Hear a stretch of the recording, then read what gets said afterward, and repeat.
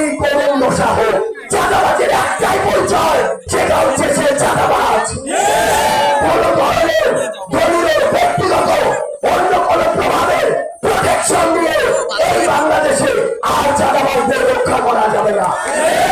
আমরা 24 পরবর্তী বাংলাদেশে এই বাংলাদেশের প্রশাসনকে, পুলিশকে, অন্যান্য বাহিনীকে বাংলাদেশের জন্য দেখতে চাই, বাংলাদেশের মানুষের জন্য দেখতে চাই।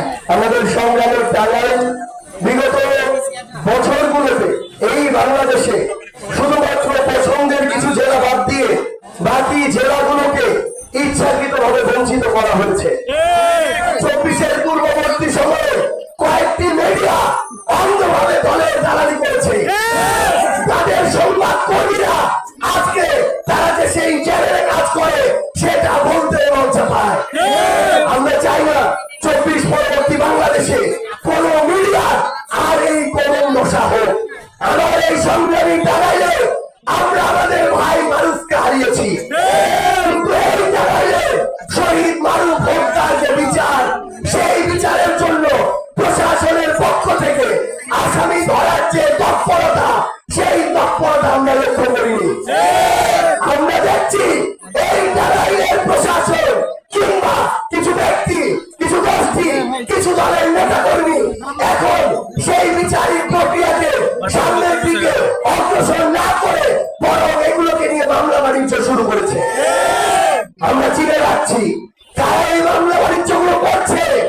ওই 5ই আগস্টের সময়, ওই অভ্যুত্থানকালীন সময়ে হয়তো খুনি হাসিনা ভয় পেয়ে খুব অল্প সময়ের মধ্যে পালিয়ে গিয়েছে।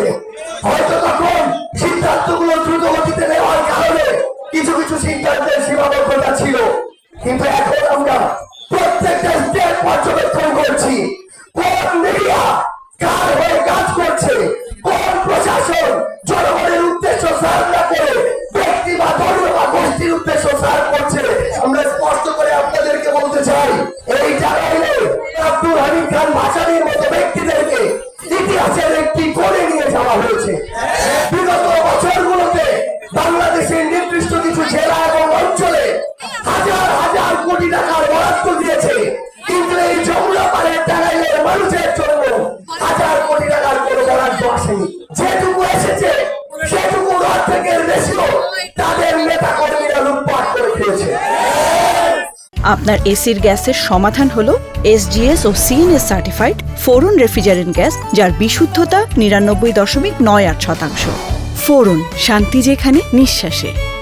আমরা 24 পরবর্তী বাংলাদেশে এই বাংলাদেশের প্রশাসনকে, পুলিশকে, অন্যান্য বাহিনীকে বাংলাদেশের জন্য দেখতে চাই, বাংলাদেশের মানুষের জন্য দেখতে চাই। এই টাঙ্গাইলে, এই বীরের টাঙ্গাইল, রণক্ষেত্রের যোদ্ধাদের টাঙ্গাইল, এখানে আমরা আর চাঁদাবাজি দেখতে চাই না।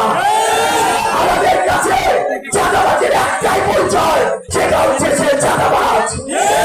কোন ধরনের দলীয় ব্যক্তিগত অন্য কোন প্রভাবের প্রোটেকশন দিয়ে এই বাংলাদেশে আর চাঁদাবাজদের রক্ষা করা যাবে না। কেউ যদি চাঁদাবাজদের প্রোটেকশন দেওয়ার চেষ্টা করে তাহলে সেও চাঁদাবাজের চাঁদার ভাগিদার হিসেবে বিবেচিত হবে।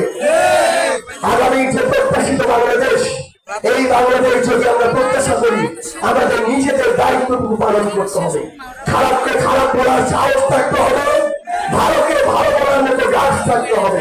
তাহলে আর কোন চোর বাটপার যারা সিন্ডিকেট চালায়, মানুষের ব্যবসা করে, দুর্নীতি করে, চাঁদাবাজি করে, তারা আর আপনাদের আমাদের মাথার উপরে উঠে আসতে পারবে না।